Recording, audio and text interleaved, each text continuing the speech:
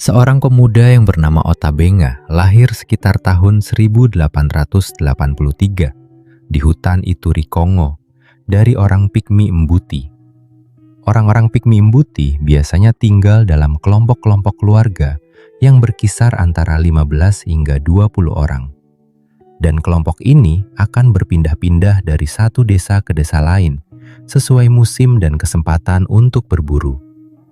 Ota Benga telah menikah sejak usia muda dan memiliki 2 orang anak.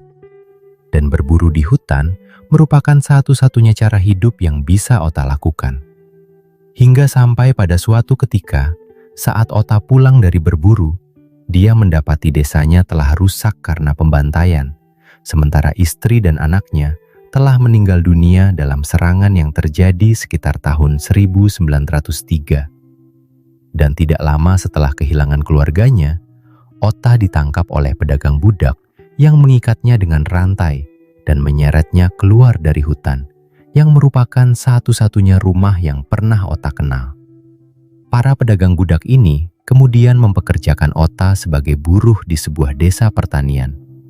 Di sanalah, pada Maret tahun 1904, Ota Benga ditemukan oleh seorang pengusaha Amerika dan penjelajah amatir yang bernama Samuel Verner.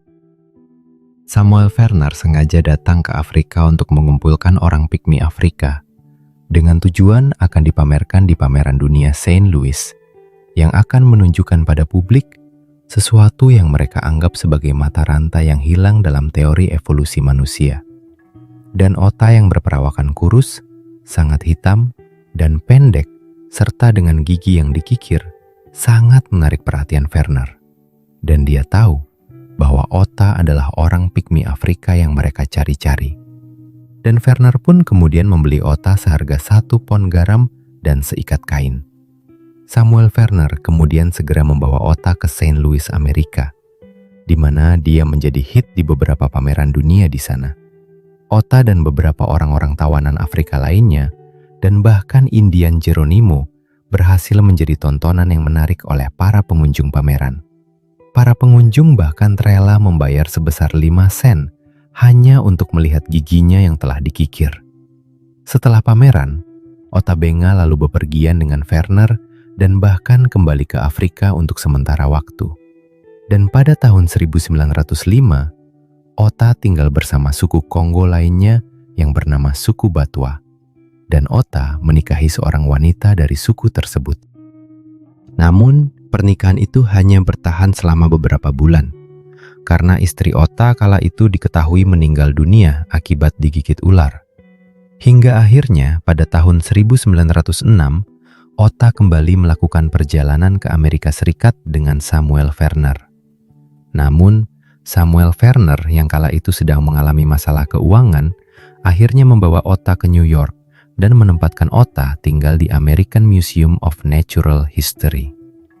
Tetapi sayangnya, pihak museum malah mengirim Ota ke kebun binatang Bronx. Di kebun binatang tersebut, Ota ditempatkan di kandang simpanse, dan bahkan petugas kebun binatang menggantung tempat tidur Ota dan memberinya busur serta anak panah, agar Ota melakukan atraksi seperti manusia purba dan bahkan binatang lainnya seperti simpanse. Namun, seorang pendeta kulit hitam setempat yang terkejut dan marah dengan pameran itu, akhirnya menuntut pembebasan untuk Ota. Dan sang pendeta bahkan melobi gubernur untuk memaksa kebun binatang tersebut menutup pameran mereka. Hingga akhirnya Ota berhasil dibebaskan dan kemudian dikirim ke sebuah panti asuhan yang dipimpin oleh James Gordon. Dan dari panti asuhan itu, Ota kembali dipindahkan ke Lynchburg, Virginia, untuk tinggal bersama teman-teman Gordon.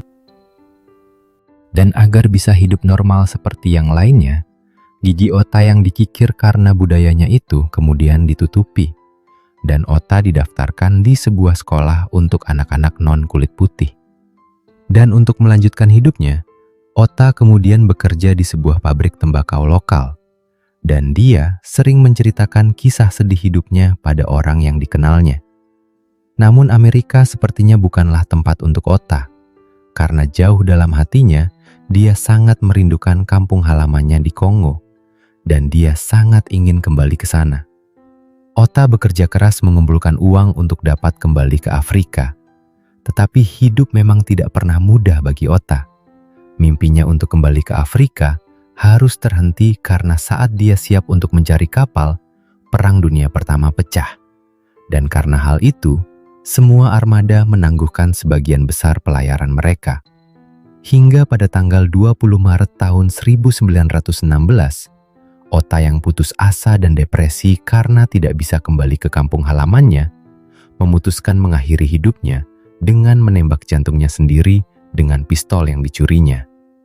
Dan Ota Benga diketahui meninggal seketika itu juga saat usianya 32 tahun.